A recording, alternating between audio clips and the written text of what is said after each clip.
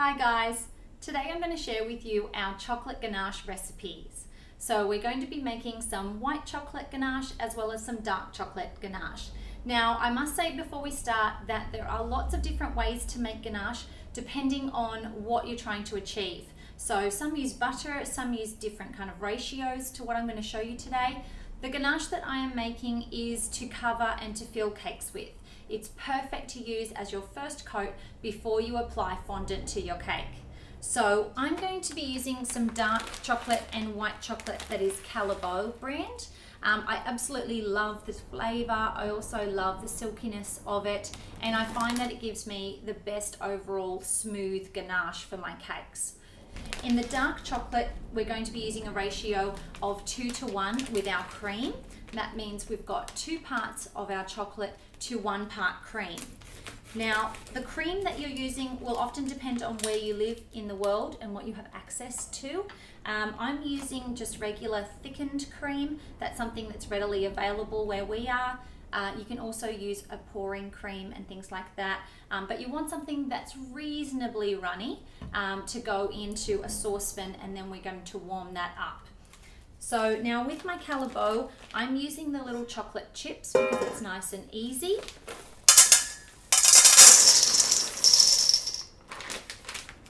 And the great thing about using the chocolate chips is that all of the chocolate is the same size. That's really key if you're going to take a large slab like we do when we have lots and lots of wedding cake orders, because you want to make sure that you've cut them fairly equally. If you have some chocolate that's really quite large and takes longer to melt versus some that's really cut up quite fine, then you're going to find that it's a difficult process to get it to the right temperature because you have that worry of overheating the chocolate quite easily. So for this recipe today, I'm going to be using 1 kilo of our chocolate both times. So that means for our dark, we need to do 500 mils of our cream. And what we want to do is just pop this onto the stovetop. And now you just want to stir it gently from time to time, just to make sure that it's not sticking to the bottom at all and that you're getting a nice even temperature.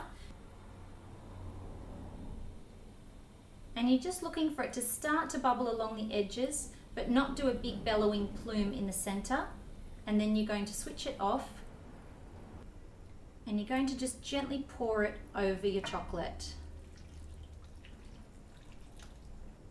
And what I like to do is give it a good minute just to start dissolving before I stir it with a whisk.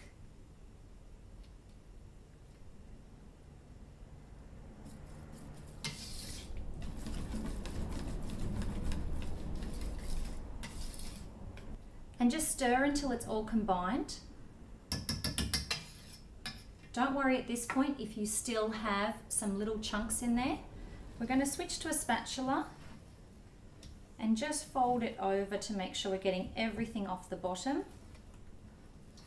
And then I'm going to simply place it over a double boiler. So I have a saucepan underneath that just has a little bit of water in it. And once that starts to just simmer away, it'll slowly heat up the chocolate. Now you want to continue to stir this from time to time just to make sure that you're getting it all off the bottom. And the key is to get it up to the right temperature. So for our dark chocolate, what we're looking for is to get it just above 47 degrees Celsius or 116 degrees Fahrenheit. And getting it above that means that it will be really beautiful ganache when it's done, and it will also harden and set a bit for us, which is really, really important when we're doing this kind of ganache to place under cakes. So just placing a candy thermometer in and just continue to scrape away the sides and to check on that temperature. And once it's gotten up to the right temperature, you just want to switch it off.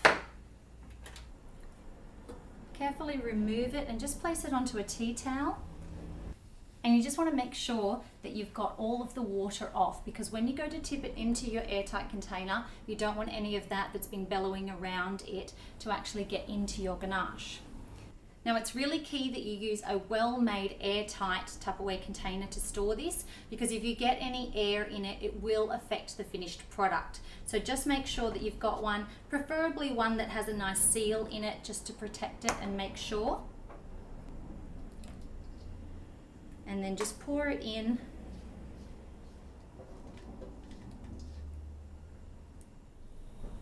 Now I'm going to go ahead and make our white chocolate ganache. And to do this, the only thing that changes is the amount of each ingredient and the temperature that we need to get it to.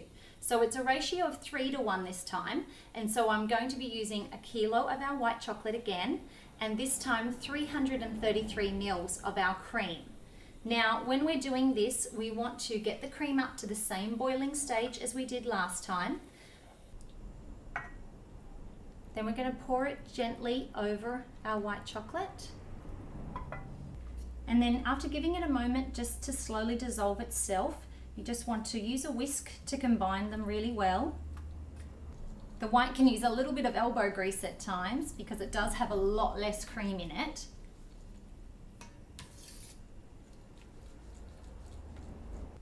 And then scrape it off the bottom and all of the edges with a spatula. Pop it over a double boiler just like you did with the dark chocolate, but this time we only need it to go to 42 degrees Celsius or 107 degrees Fahrenheit. And once it's up to temp, you just want to go ahead and again place it onto a tea towel just to get rid of all of that excess steam, and pour it into an airtight container. And now I'm going to leave this ganache in an airtight container for a day. So what I generally do is I bake my cakes and make the ganache, let them rest overnight. I place the cakes into the fridge, but I leave this out at a nice cool room temperature. That way it will be fully set up by tomorrow and we'll be able to fill our cakes with it.